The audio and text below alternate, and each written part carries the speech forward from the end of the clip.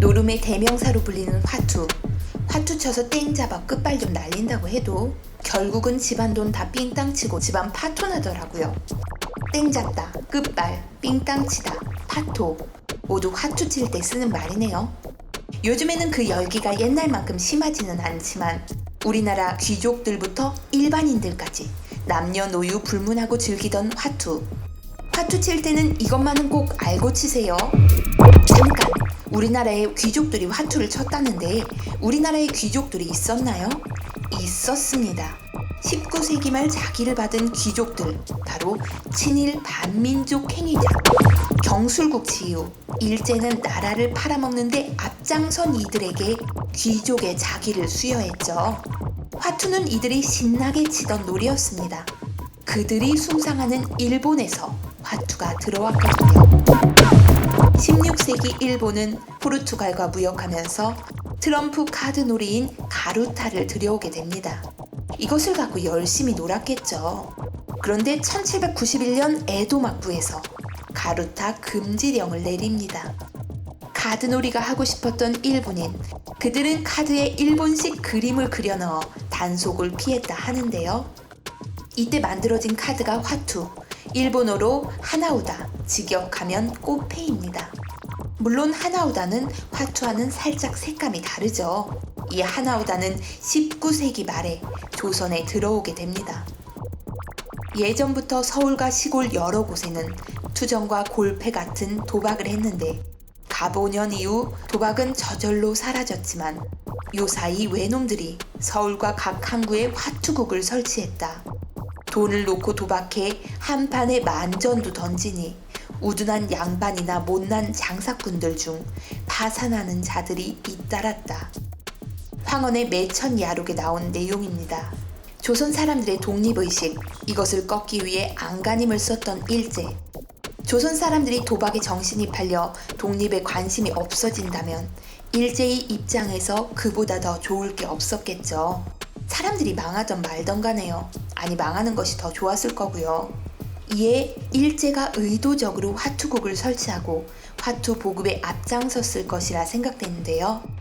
화투로 일본 문화를 전파하는 것 또한 개이득이었을 것이고요. 일제강점기 이후 이제까지 조선 사람들이 즐겼던 투정과 골패 같은 조선 고유의 도박이 사라지고 화투가 그 자리를 대체하게 됩니다.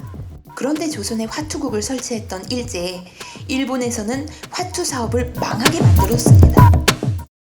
닌텐도, 일본의 세계적인 게임 기업이죠.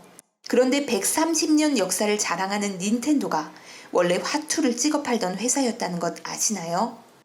일본의 화투 하나우다, 메이지 초기까지는 금지되어 있었지만 1886년 메이지 정부가 하나우다를 허용하면서 일본 열도에 화투붐이 불게 됩니다.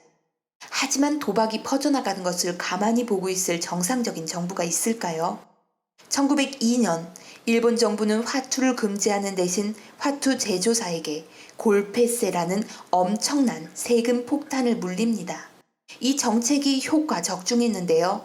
세금을 낼 돈이 없었던 화투 제조사가 줄줄이 도산하면서 일본에서 화투 치는 사람들이 사라지게 되었죠. 이때 닌텐도도 어찌할 수 없이 주 업종 전환을 했다고 합니다. 사람들이 모였다 하면 쳤던 화투. 하지만 화투의 이미지는 그리 좋지는 않습니다. 화투를 치고 인생 말아드신 사람들이 많아서인데요. 100년 전 사회의 나름 지도층에서도 화투로 망한 사람이 여럿 있었습니다. 고종의 조카이자 한일 의정서를 서명한 백작 이지용. 그는 나라를 팔아먹은 돈으로 화투에 올인해서 화투 대왕으로 불렸다고 하죠. 얼마나 화투에 열중했던지 화투 치다 태형을 선고받고 귀족 예우까지 정지되었다 하는데요. 물론 다시 복직되었지만요. 그래도 도박을 멈추지 않아 전 재산을 거의 날려먹었다 하죠. 그가 도박판에서 날린 돈만 해도 1907년도에 일어났던 국채보상운동의 국채와 맞먹는 돈이라는 얘기도 있습니다. 참고로 민족 반역자들은 나라 팔아먹은 돈으로 화투에 열중했죠. 을사오족의 대표자 이완용, 그는 견인증을 잇기 위해 지금으로 말하면 수십억 대의 화투판을 벌였다고 합니다.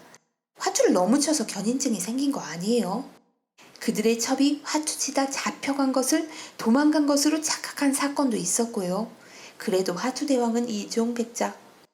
3.1운동 당시 민족 대표 33인 중 하나였지만 친일파로 변절한 박희도.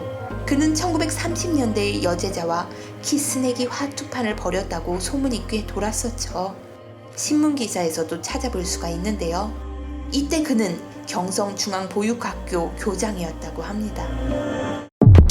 그러고 보니 일제강점기는 단 35년이었지만 일제의 손길이 안 묻은 곳이 없습니다. 하다못해 도박도 일본에서 건너온 화투를 치고 있잖아요. 하지만 현재 일본에서 화투는 야쿠자나 치는 놀이이고 대한민국에서는 국민적인 놀이, 한국의 화투가 일본으로 역수출되었다는 이야기도 있고요. 캐나다의 수학 교과서에는 코리안 플라워 카드로 화투가 소개되기도 하고 일본 사람들이 보면 열받겠는데요. 시작은 일본이었지만 이제 거의 한국의 게임이라고 할 만한데요. 그쵸? 그런데 화투 앞면의 그림은 일본화 때문에 화투의 그림을 우리 것으로 바꾸려는 시도가 계속 있었지만 모두 실패했다 하죠. 저 같아도 익숙한 거 치겠어요. 그림이 바뀐다고 승률이 올라가는 것도 아니고. 아쉽게도 당분간 일본 왕가와 정부의 안녕을 기원하면서 화투를 칠 수밖에 없네요. 화투를 칠 때 들어오기를 간절히 바라는 구국진 10끝, 오동 10끝은 일본 황실, 일본 정부를 상징하고 비피는 귀신을 내보내는 쪽문 때문에 화투놀이를 하면서 일본 왕가와 정부의 애군이 없기를 바란다, 기원한다 라고 해석할 수가 있거든요. 노름판까지 뻗친 일제의 잔재, 하지만 우리와 긴 세월을 함께한 화투. 즐기더라도 그 역사만큼은 알고 즐겨야 하지 않을까 생각합니다. 그리고 한 가지 더, 화투로 인생 말아드시는 것, 그것이 화투를 보급한 일제가 진정으로 원했던 목적이 아닐까 생각되는데요. 그것만큼은 피하자고요.